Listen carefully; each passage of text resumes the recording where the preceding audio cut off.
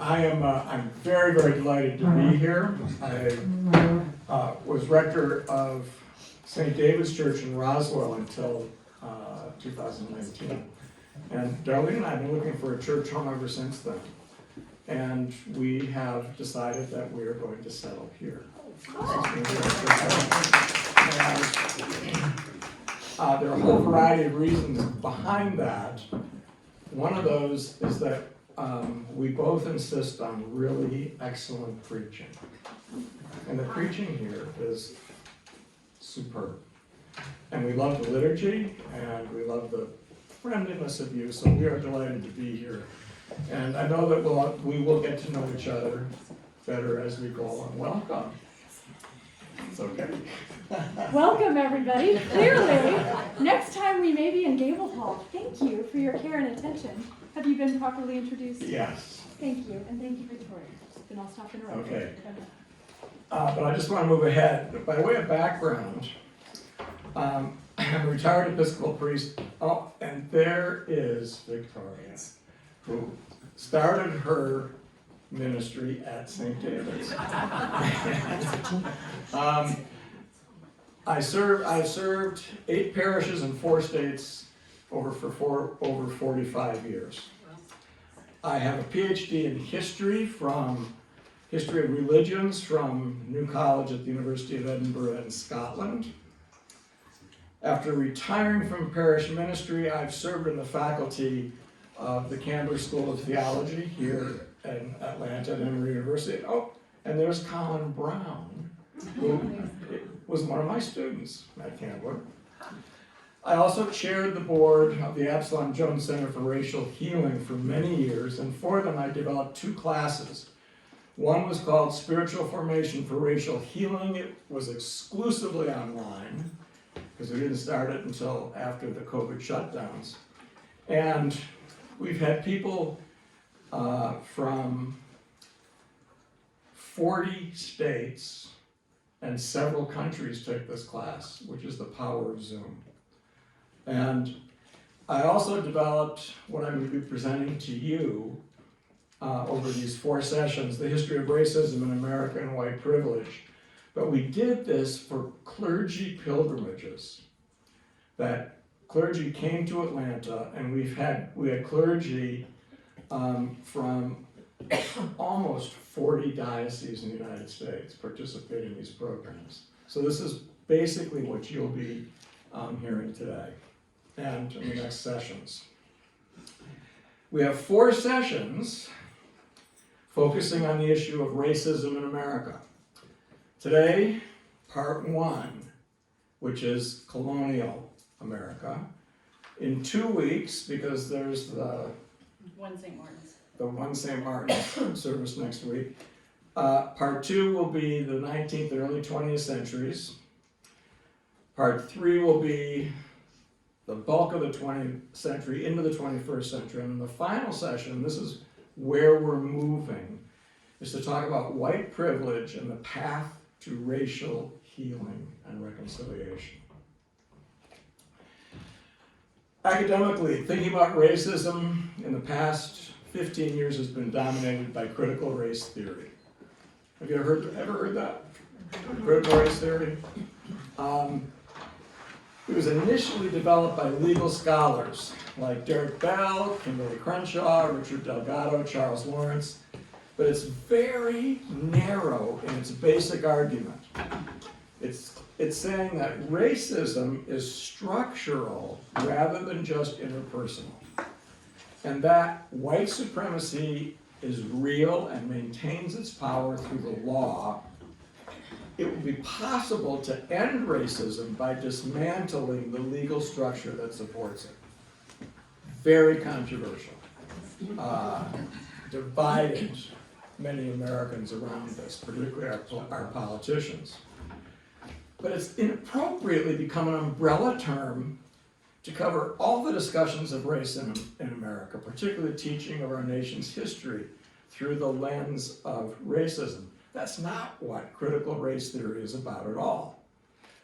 More appropriately, CRT, I think, was really interesting, and they must have something correct. because they've been attacked from both the right wing and left wing of our political spectrum. The right wing doesn't like it because it's contesting legally mandated white supremacy. And the left wing with classic liberalism doesn't like it because it challenges freedom of speech. And so it's not something that I'm going to be teaching about. But I want you to get that out here so you realize that critical race theory is not something we're going to be looking at in depth. My basis is based on a book called Stamped from the Beginning, The Definitive History of Racist Ideas in America by Ibram X. Kendi. He defines racism like this, and I think this works as an overruling principle. Racism is the belief that one race is superior to another race in any way. Kendi's formula works like this. Racist belief argues that the inferiorities and superiorities of racial groups explain the racial iniquities in society. The races themselves are different. Racial inequity is when two or more racial groups are not standing on approximately equal footing. Racist policy is when any measure that produces or maintains racial inequity between racial groups. Systemic racism is a marriage of racist policies and racist beliefs that produces and normalize racial inequities. When racist policy and racist policy makers come together, they create racist power, which has been unbelievably difficult to try to dismantle, even challenge in America. So we'll come back to these principles as we go through these lectures. In Kendi's analysis, there are three responses to race. The first is racist and segregationist. It believes that the white race is inherently superior to the black race, and that racial hierarchy must be maintained systemically by law and custom. It's assimilationist, which also believes the white race is inherently superior to the black race, and blacks must become as much like whites as possible to win full acceptance. How many of you are familiar with this? This is where the assimilationist view took deep root in American popular culture. What's the best thing that could happen to black kids? To be raised in a white, wealthy white family. Or anti-racist, which believes all racial groups are equal in all the ways they are different, and public policy must be changed to foster social and economic equality. And this is the position of the official position of the Diocese of Atlanta and the Absalom Jones Center for Racial Healing. My mentor in this is Catherine Meeks. But as we go forward, one of my favorite theologians is Søren Kierkegaard. Did you ever have to read Kierkegaard? Oh, I pity you. Kierkegaard is impossible to read, but you can feather out these great aphorisms, and this is one of them. There are two ways to be fooled. One is to believe what isn't true, and the other is to refuse to believe what is true. And what we're going to be looking at over these next three sessions, which is an in-depth view of the history of racism in America, is our nation's history through a different lens. I didn't learn it. I grew up in American public schools. I have 2 degrees in history, including a Ph.D., and I was never taught this. It's simply a different way of looking at the history we know well. You may find it challenging, but what I ask you to do is just listen, because it's not denying what we did learn, it's denying the fact that that was the only thing that was shaping our nation's identity during those years. So, racism in America is really uglier than you probably think. Genocide against indigenous people. Almost 250 years of African chattel slavery. The exclusion of Chinese and South Asian immigrants. The exclusion of Irish and Italian immigrants. Did you know that for much of the 19th century, Irish and Italian were not considered white? Jim Crow terror, facing the freed black slaves. Over 4,000 blacks were lynched in the South without any legal recourse, including over 450 in Georgia. American apartheid with legal segregation. And many of us are old enough in this room to remember that. Japanese internment during World War II. Hostility and violence against desegregation. Separation and internment of Latinx families, when hundreds of children under the age of 5 were taken from their parents. And their parents did not know where they were for months. And what's been the spur for much of the response to racism in the past decade, police murder. So these are all hard, volatile things to face. But again, what I want you to do is to simply step back and see our history as an American people through a different lens that we have learned. Because when you go back in history, human beings have always separated themselves from others with a tribalism or clanism based on these things: ethnicity, geography, language, religion, and culture. And it's part of our biblical tradition, isn't it? The Hebrews slaughtered the Canaanites and created purity codes to keep themselves separated from non-Jews. Such differentiation was always about power. And it was used as the basis for justifying political and economic exploitation. The Greeks and Romans did it, and they felt anybody without reasoned speech, well-ordered social polity, and the technology to transform nature were deficient barbarians and deserved to be enslaved and colonized. Europeans believed in natural explanations to biblical stories that gave meaning to some human differences. Sarah and Isaac were the progenitors of the Jews. Hagar and Ishmael were the progenitors of the Arabs. Medieval Christians dismissed infidel Muslims and barbarian Germans and Vikings as inferior and deserving to be destroyed and conquered. And in the age of exploration, the pitiful backwardness of non-European and non-Christian heathens justified their colonization and slavery. But what's missing there?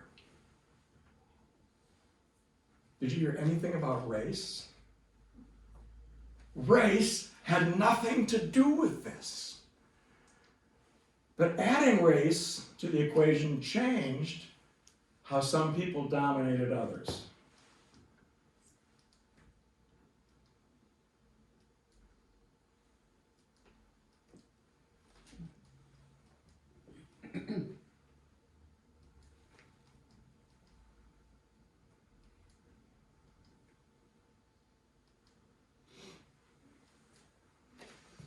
And here's something that very few Americans know.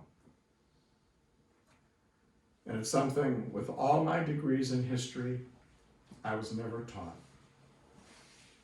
Race is a modern invention.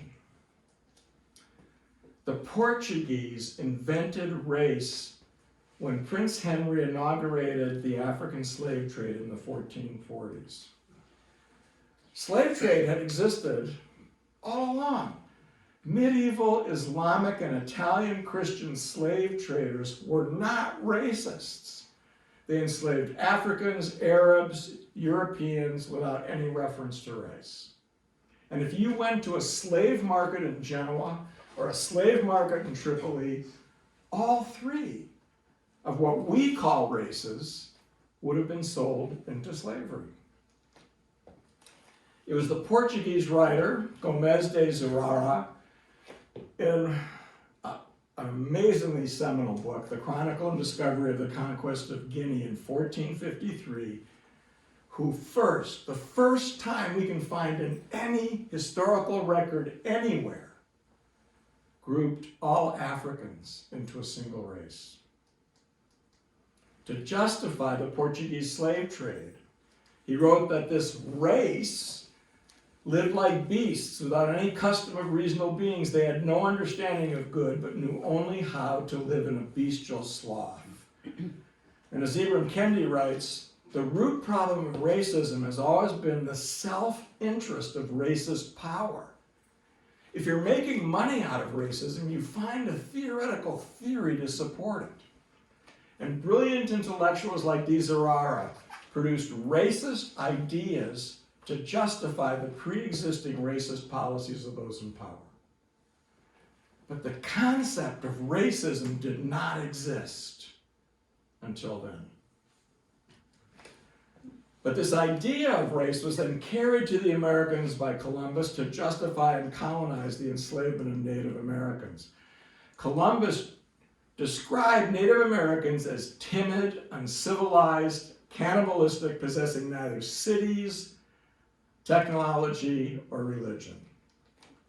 So for him, domination was justified because they were without culture, they lacked cities, mastery of nature, so it was appropriate to enslave and civilize them and convert them to Christianity. Later, Portuguese and Spanish colonizers used race as a justification for enslaving indigenous peoples, labeling them a single race, which they called Indians. I'm misappropriating name. In contemporary, it's indigenous people or native people. But the consequence was genocide. Literally millions died from disease, malnutrition, and exhausting, torturous forced labor. Soon, Latin American European masters preferred importing black slaves from Africa.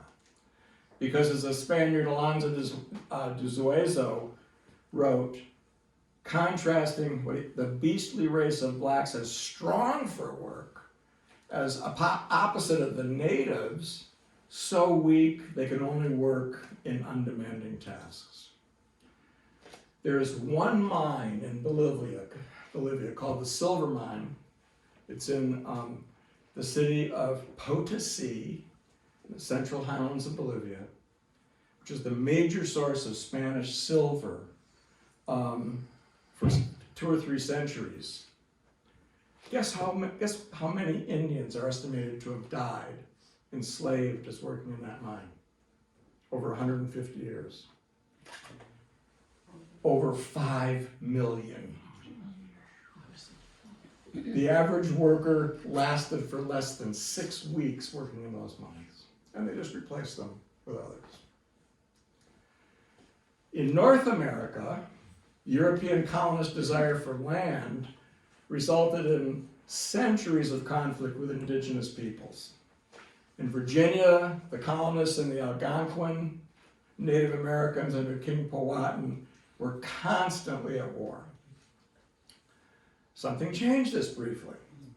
The marriage of colonist John Rolfe to the Algonquin princess Pocahontas, you heard of her, temporarily ended the fighting. Rolfe wrote The marriage was for their converting to the true knowledge of God and Jesus Christ, an unbelieving creature. Pocahontas traveled to London, where she charmed English society. She was received by the king and queen. And she remains a kind of potent cultural symbol to this day. But warfare broke out again in 1662 with the Great Massacre, and it continued for decades. And the conflicts ended only when the indigenous people had been pushed west of the Appalachian Mountains. The common colonial attitude was Native Americans had no nobility at all. And again, North American colonists began to look at Native Americans as a single race. The Middle and New England colonies had a similar pattern. Colonial settlers made treaties with Native American tribes until their westward expansion demanded that the indigenous people forfeit their land. King Philip War in the 1670s pitched New England colonists against the Narragansett and Wampanoag tribes. 10 towns were destroyed. The New England economy was decimated. 10% of the New England citizen men in the ages of 17 to 35 were killed. But the indigenous people could not ultimately resist European military power, and hundreds were publicly executed and enslaved, and they were left landless in New England and the middle colonies. When these colonies all eventually came under royal control, fighting the indigenous and taking their lands became the responsibility of the British Army, sometimes aided by colonial militias.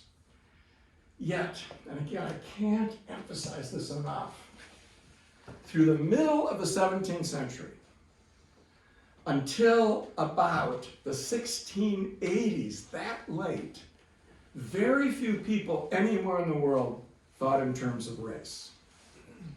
Europeans were just beginning to even have a national consciousness. If you were in England, you didn't identify as English. You identified as a Yorkshireman or Cornish. If you were in France, as a Norman or a Burgundian. In Spain, as a Castilian and Catalonian. And if you know anything about Spain, that still's going on today. In Africa, as Zulu, Maasai, or Yoruba. In China, Han, Manchu, Sui. No one self-identified as black, white, or Asian. It was an idea that was just beginning to take root in popular culture. Race as a category for people was one which almost no one ever thought about. Until well into the 17th century, most labor in colonies was provided by indentured servants, not slaves.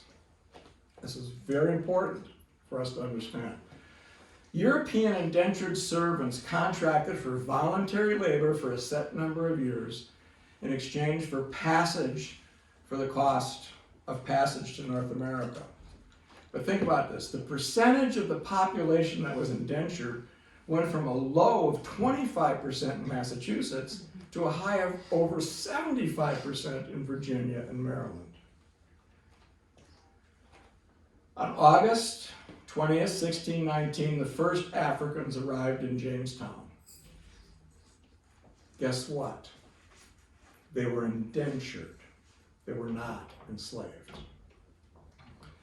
Until about 1660, the conditions of indentured servants and African slaves was similar.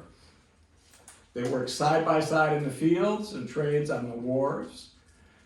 Even most African slaves, most Africans were indentured during those years, but even those who were slaves were freed after a given time of service.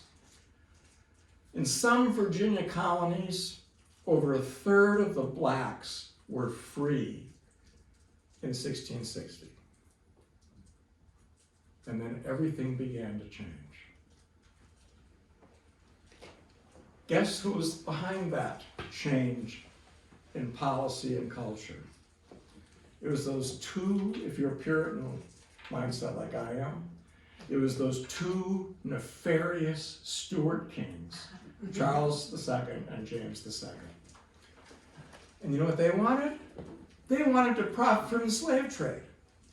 So they established the Royal African Company, founded in 1660, and created a monopoly so only their company could transport enslaved people to North America.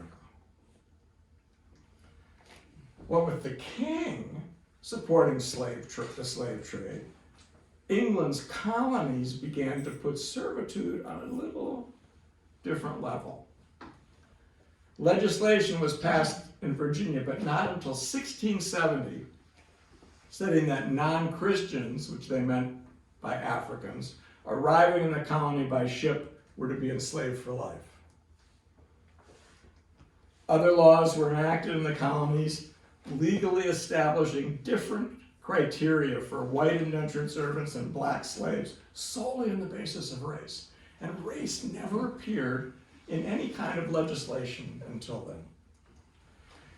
Intermarriage between blacks and whites was forbidden in Virginia in 1690. Other colonies quickly followed suit, and guess what? That was a law that wasn't repealed until 1967. How many of you were alive before 1967? Read the room. And as more and more Europeans became involved in the lucrative African slave trade, other racist ideas began to take hold in American popular culture. As early as 1578, the Englishman William Best declared black Africans deserved enslavement because of what? Noah's curse on Ham's son. Make Canaan be a slave of Shem. God willed that Ham's son and all his posterity after him should be so black and loathsome that it might remain a spectacle of disobedience to all the world. This notion of racial blackness being a curse from God was well used by slave owners until the 19th century. And guess what? I've even heard some racists in the 21st century refer to it.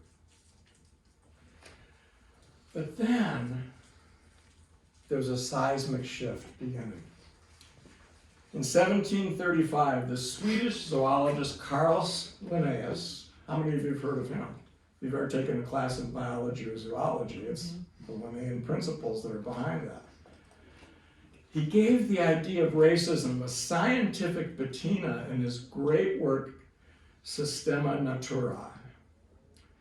He color-coded 4 races, white, yellow, red, and black, giving each a geographical home and hierarchy of superiority.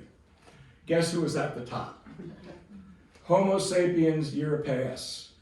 Vigorous, muscular, flowing blonde hair, blue eyes, very smart, inventive. I don't know why he had to do it. Covered by tight clothing, ruled by law. Next, Homo sapiens asiaticus. Melancholy, stern, black hair, dark eyes, strict, haughty, greedy, covered by loose garments, ruled by opinion. Then Homo sapiens americanus. Ill-tempered, impassive, thick, black, straight hair, wide nostrils, harsh face, beardless, stubborn, contented, free, paints himself with red lines, ruled by custom. And then at the bottom, Homo sapiens affer. Sluggish, lazy, black kinky hair, silky skin, flat nose, thick lips, females with a genital flap and elongated breasts, crafty, slow, careless, covered by grease, ruled by caprice. And then intellectual support for racism emerged in the European Enlightenment and beyond. John Locke, the great theorist of democracy, wrote the first slave codes for the American colonies, saying that conversion to Christianity, it used to be if a black slave converted to Christianity, he was given his freedom. Locke said no, that couldn't be a prelude to freedom. But yet no slave shall hereby be exempted from that civil dominion his master has over him, but in all things be in the same state and condition he was before. Monsieur de Voltaire, who was both fiercely racist and anti-Semitic, white people are superior to Negroes, like Negroes are superior to monkeys and monkeys are superior to oysters. David Hume, I am apt to suspect the Negroes and in general all other species of men to be naturally inferior to who? To whites. There never was a civilized nation of any other complexion than white, nor any individual eminent either in action or speculation. No indigenous manufactures among them, no arts, no sciences. Immanuel Kant, who also believed in white supremacy. Humanity exists in its greatest perfection where? In the white race. The yellow Indians have a smaller amount of talent, the Negroes are lower, and the lowest of all are a part of the American peoples. Whites only always advance to perfection. Have you taken historical philosophy or political science? These are the giants in creating the structure for liberal democracy in the world. But they were deeply, deeply racist. Although racism justified slavery, the real driver, and we have to admit this, of the Atlantic slave trade was the economics of mercantilism. The primary goal, why did the English want colonies in North America? Was to increase military power and economic wealth. The colonies existed to create wealth, and they began to see in the late 18th century, 17th century, importing black slaves maximize their profits. And then moral justification began to be rooted in racist attitudes. Well, black Africans are inferior to European whites, so enslavement and exposure to European values was better for them. Between 1626 and 1860, almost 500,000 black Africans were forcibly transported to the American colonies in the United States and sold in chattel slavery. The slave economy soon was creating fabulous wealth, and not just in the South. Slaves' codes began to be implemented in the late 17th century. There were no standard laws. Each colony made its own. They usually were based on those of Barbados, which had been written by, remember, John Locke. The codes covered these areas. Movement restriction. A black American required a pass or badge enforced by slave patrols. Trade and commerce restriction. The slave's independent ability to buy, sell, or trade goods was strictly regulated. Prohibition to large group gatherings. Educational restrictions. Many colonies forbade teaching slaves to read. Marriage restrictions, allowed only with the master's permission. And punishment of slaves, it prescribed what could be done and not done, but slave owners were rarely punished even when they killed their own slaves. In fact, in reality, black slaves had no rights, and their owners could do with them whatever they wished. Where were the Christians? Barely a protest from Christian pulpits, either in America or England. Some clergy, particularly new clergy, arriving from England, protested this denial of common humanity and the resistance to evangelizing enslaved people. And guess what happened to them?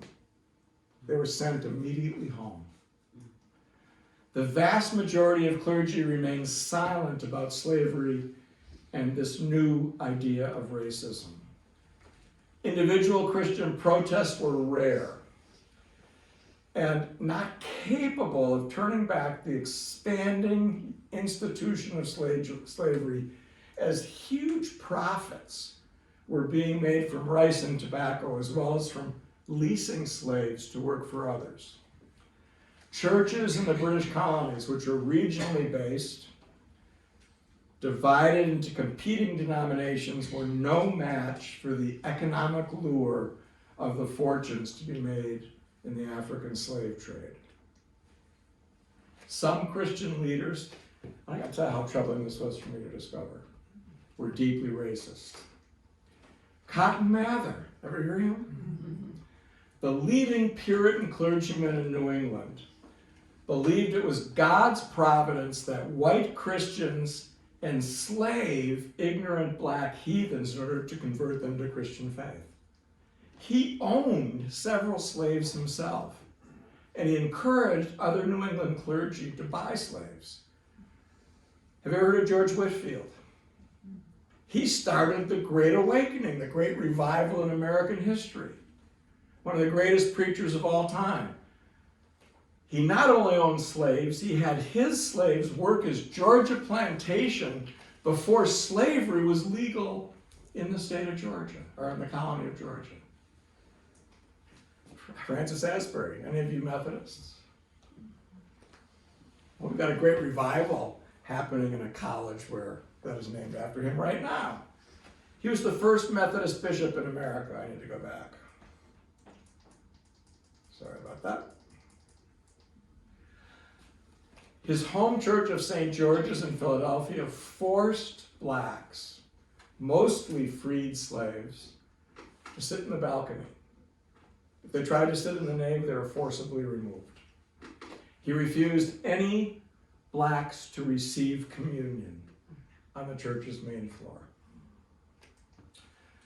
Yet, an anti-slavery, anti-racist movement began in England in the 1760s. John Wesley, the founder of Methodism, was fiercely opposed to slavery. He wrote, "Slaveholding is utterly inconsistent with mercy, almost too plain to need a proof." And reflecting on the cruelty of slave traders, he wrote, "On the day of judgment," in his thoughts on slavery, "then the great God will deal with you as you have dealt with them, and require all their blood at your hands. And on that day, the day of the Lord, it shall be more tolerable for Sodom and Gomorrah than for you." Thank God for John Wesley. But another group emerged. The Clapham sect, evangelicals in the Church of England, such as John Newton, who wrote Amazing Grace. Henry Thornton, who was a leading financier in England. Hannah More, who was England's leading playwright and poet. Charles Grant, who was the chairman of the British East India Company. And the great parliamentarian William Wilberforce. All evangelical Christians motivated by their faith worked tirelessly to end slavery in the British Empire. And after decades, it finally succeeded when Parliament passed the Abolishment Act in 1833. Yet few abolitionist voices emerged in the American colonies. By 1750, the entire fabric of the colonial economy was dependent on slave labor. Fortunes were being made. Not just planters, but those who bought and sold slaves. Those who hired slaves, paying the owner for them to work in their shops and small businesses and factories, all lived off the labor of others. But it was mostly the planters who reaped fortunes from the work of slaves. In 1780, when the United States was formed, 7 of the 10 richest Americans in the nation were rice planters who lived in and around Charleston, South Carolina. Well, over-farming of tobacco led to a huge economic depression in the 1780s, and many thought slavery would just no longer be economically viable. But the invention of the cotton gin by Eli Whitney changed everything because it opened up an entirely new labor-intensive crop, cotton. Millions of acres were cleared. You see the orange? That was all wooded land that was cleared to plant cotton after 1793. and the demand for slaves skyrocketed. But the North was equally complicit in supporting slavery and reaping these economic benefits. There were tens of thousands of slaves in northern colonies and later northern states. Did you know that? Rhode Island was the first colony to ban slavery in 1652, but those laws were never enforced. Slavery continued there until 1843, and in Pennsylvania until the 1850s. New England sea captains and sailors, mostly from ports in Rhode Island, imported African slaves to America, and then when that was banned, to Latin America. Boston, Providence, New York, and Philadelphia bankers financed the slave trade, the Southern economy, the expansion of slavery in the West. Northern textile mills, but they employed thousands of free whites, but they depended on slave-generated cotton coming from the South. Cotton was the primary commodity shipped from all New England and New York Harbor. In the North, black slaves lived primarily in the cities. In some cities, over 20% of the population worked alongside freed slaves and domestic servants and artisans, longshoremen, and skilled laborers. Not without problems. 1712, a group of blacks in New York City rebelled, attacking whites, killing 9. 70 slaves were arrested, and eventually 21 were burned at the stake. Slaves were forever after required to carry a pass in public. They were prohibited to gather in groups of greater than 3 and discouraged to marry. And here's one of the cruelest of all laws.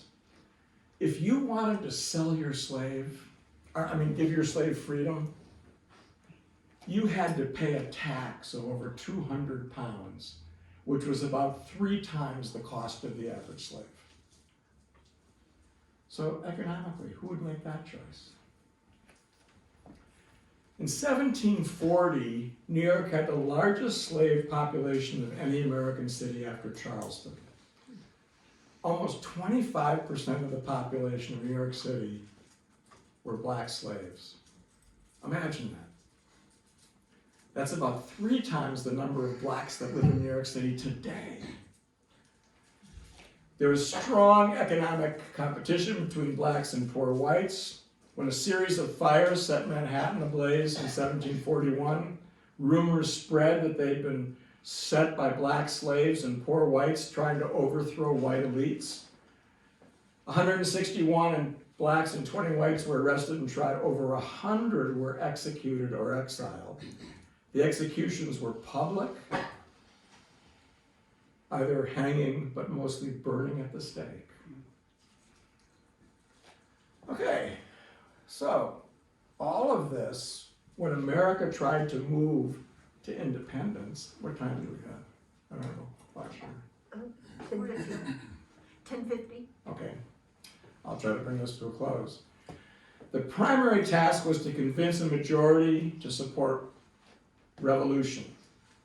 Okay, how could they do that? Well, here's something, this is the stupidity of the British in America.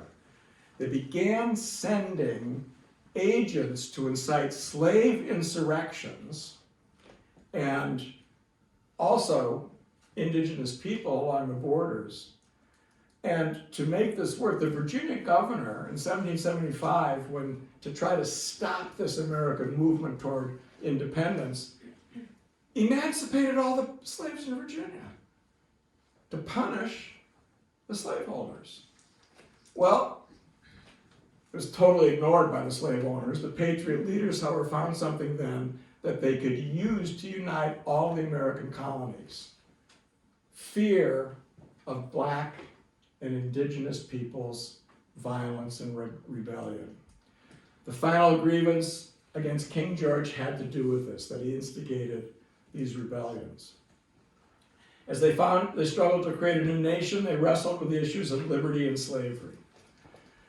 The Declaration of Independence, all men are created equal.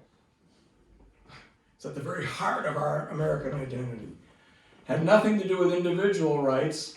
It was only that colonies, not individuals, could create their own government with the consent of the people. And it assumed that only white men with property would have the right to vote. When American colonies began the fight for independence, blacks, both slaves and free, joined the patriot cause. Crispus Attucks was killed in the Boston Massacre. At the Battle of Bunker Hill, the two great heroes were free blacks, Peter Salem and Salem Poor. Hundreds of blacks in the colonial armies and militias. The 1st Rhode Island Regiment was entirely black. They enlisted to the promise of freedom. Okay, many leaders, George Washington, this is going to be online so you can read these, James Madison, Benjamin Franklin, Thomas Jefferson, John Adams, they all decried slavery. They all said slavery has to go. But guess what? All but Adams owned slaves. Washington freed his slaves that his despot, not his wife's slaves. Benjamin Franklin, did you know this? Not only owned slaves, he had a great business of buying and selling slaves for profit. James Madison never freed his slaves. Thomas Jefferson never freed his slaves except for the 4 children he had with his mistress, Sally Hemings. 2 daughters were freed by Jefferson himself. The 2 sons after his death. Molly Hemings was never freed. Racism was used to justify the colonization and enslavement of Native Americans built into our Constitution. But the Constitution guaranteed slavery, the right to slavery, the right to import slaves, the right for fugitive slaves to be sent back. By the end of the 18th century, racism, the belief in black and indigenous inferiority coupled with white supremacy, was deeply embedded into the ethos of the new American nation. Some whites use biblical references or Linnaeus' scientific Enlightenment figures. But equally significant was the development of a white racial consciousness for the first time in the 1790s, where whites began not to look at themselves as different, but as a white race, not as Englishmen, not as Scotsmen, not as Dutch, not as German, but as white as well. So,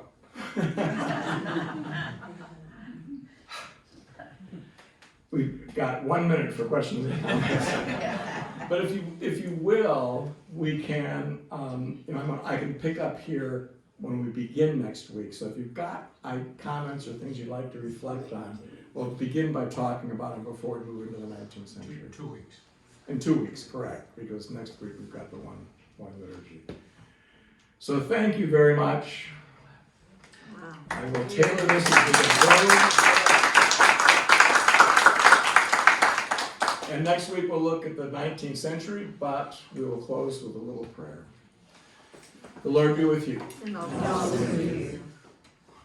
Let us pray. Heavenly Father, we thank you for enabling us to come with open hearts and minds to hear about the history of our national identity through a different lens so that we can understand why we are the people we are this day. And we ask that you continue to help us to be open and to grow in this understanding, that we can move toward reconciliation and racial healing. We ask this in Jesus' name. Amen. Amen.